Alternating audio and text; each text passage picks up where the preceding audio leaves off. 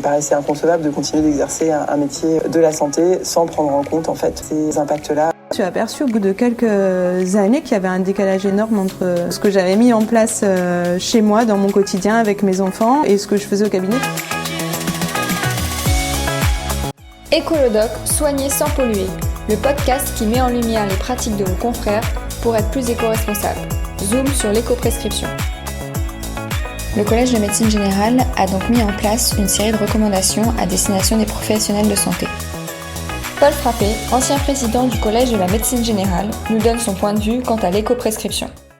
Aujourd'hui, l'enjeu vraiment de l'éco-prescription, c'est d'avoir les idées claires. Il y a beaucoup de choses qui se disent, qui se font, et essayent d'avancer sur le sujet, mais on manque encore peut-être de repères précis.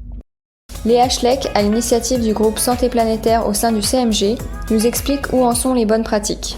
La déprescription, c'est un concept qui n'est pas du tout nouveau en fait, qui s'inscrit dans une démarche de pertinence des soins, c'est-à-dire limiter la prescription médicamenteuse à la juste indication pendant la juste durée et donc décroître en fait toutes les prescriptions médicamenteuses qui ne rentrent pas dans ce cadre-là. Donc on entend par des prescriptions finalement se conformer aux recommandations de bonnes pratiques concernant des molécules qui sont de prescription très courante dans nos exercices, que sont par exemple les inhibiteurs de la pompe à protons, les benzodiazépines et qui en fait doivent faire l'objet d'un effort global de déprescription parce qu'on sait aujourd'hui que dans nos modes de prescription, elles ont une balance bénéfice-risque qui est plutôt globalement défavorable dans la durée. Ça, c'est pour des exemples précis. Donc, globalement, c'est limiter nos prescriptions médicamenteuses et d'examens complémentaires aux bonnes indications, organiser non pas des renouvellements d'ordonnances, mais des révisions de traitement ou des réévaluations de situation qui nous permettent de reconsidérer à chaque fois qu'on voit le patient en situation de maladie chronique, l'indication du traitement qui est en cours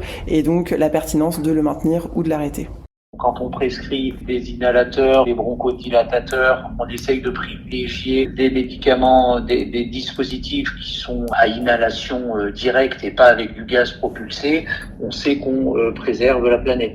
Après, il y a des petites choses aussi qu'on peut rajouter qui sont d'essayer de privilégier les deux en un, les bithérapies plutôt que deux monothérapies ou privilégier les formats prolongés. Ça peut être quelques éléments à ce stade des connaissances sur tout ce qui est l'impact environnemental des médicaments. Déjà, si on a comme repère que il vaut mieux prescrire du solide que du liquide, que ce soit du buvable ou de l'injectable, on préserve l'impact carbone. L'exemple concret vraiment caricatural, c'est les inhibiteurs de la pompe à protons, pour lesquels on sait qu'on doit engager un effort collectif de déprescription au vu des données à la fois de l'assurance maladie sur nos modes de prescription, mais surtout en fait de iatrogénie sur un usage à long terme, d'autant plus quand il ne s'agit pas d'une indication favorable aux patients. La déprescription des inhibiteurs de la pompe à protons en fait demande du temps parce qu'on doit en fait prendre le temps d'expliquer aux patients ce qui va se passer quand le médicament va être arrêté ou diminué, comment il peut faire face aux symptômes qui la plupart du temps sont temporaires mais plutôt désagréables. Une fois qu'on a dit ça, c'est pas tout d'avoir un peu les repères de qu'est-ce qu'on souhaite faire. Il faut essayer après de l'intégrer dans la pratique et d'obtenir l'adhésion du patient. On remplace votre inhalateur si le patient il n'a pas l'explication qui va avec ou ça arrive pas au bon moment. On peut être délétère. Donc il faut trouver comment insérer ces questionnements-là auprès du patient. Il y a des patients qui vont être très réceptifs sur l'impact environnemental et qui vont du coup beaucoup adhérer si on dit tiens, il faudrait changer de galénique parce que votre traitement a moins d'impact avec cette nouvelle galénique. Il y en a qui vont être très réceptifs, d'autres même trop réceptifs qui vont s'interdire et peut-être il y a un risque de diaboliser certaines formes. On l'a vu, là il y a eu une petite polémique dernièrement. On ne peut pas jeter le bébé avec l'eau du bain et il peut y avoir des craintes sur des personnes, une CEPAM qui avait communiqué autour de cet enjeu des inhalateurs et qui se disent oulala, c'est un médicament qui n'est pas bon, du coup je ne le prends pas, la maladie va se déstabiliser derrière et en fait en se déstabilisant l'impact carbone de la prise en charge du patient va être plus délétère au final. La déprescription ?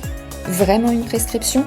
Eva Kozub, membre du groupe Santé Planétaire au sein du Collège de la Médecine Générale, revient sur cette notion. Ça me paraît super important en fait justement qu'il y ait cette prise de conscience chez les médecins, que la déprescription, ça s'envisage dès la primo-prescription. Et c'est ça qui manque peut-être un petit peu dans nos pratiques, c'est ce réflexe, à la fois pour nous-mêmes et aussi pour la transmission à nos étudiants, notamment pour les inhibiteurs de la pompe à protons et la notion de cet effet rebond, de pouvoir dire dès la première prescription, ok, là il y a une indication posée pour prescrire des inhibiteurs de la pompe à protons, c'est pour ça, mais ils sont prescrits pour une certaine durée et au-delà de ça, soit la durée est longue et il faut les arrêter progressivement pour éviter un effet rebond, soit on les arrête, mais prévenir le patient que ça doit être sur une durée courte parce que ils sont extrêmement banalisés, pour ça qu'il y a énormément de prescriptions, ça marche bien, c'est des antiacides sur les symptômes, mais parce que par contre il y a des effets indésirables importants et encore dans la littérature qui sont en train d'apparaître là actuellement sur un risque de cancer, etc. Donc c'est vraiment important d'avoir cette prise de conscience. Et je voudrais juste préciser que prescription ne veut pas dire prescription médicamenteuse, mais que prescription, c'est aussi prescription de conseil, et que donc on est parfaitement dans notre rôle.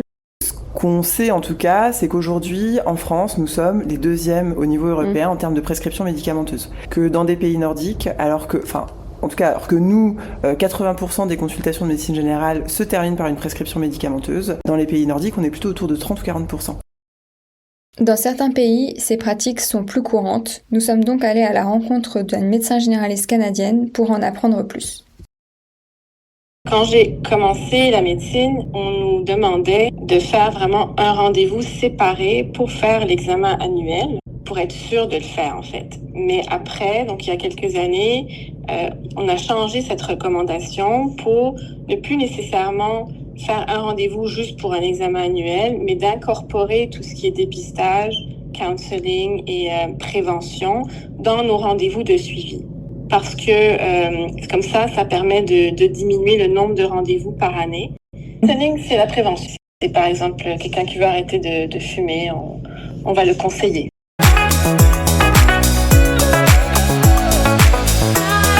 Merci d'avoir écouté ce podcast, Écolodoc du quotidien du médecin. Retrouvez nos épisodes sur notre site et sur toutes les plateformes. Et n'hésitez pas à partager, liker et nous contacter si vous aussi, vous avez mis en place des pratiques éco-responsables dans votre exercice médical.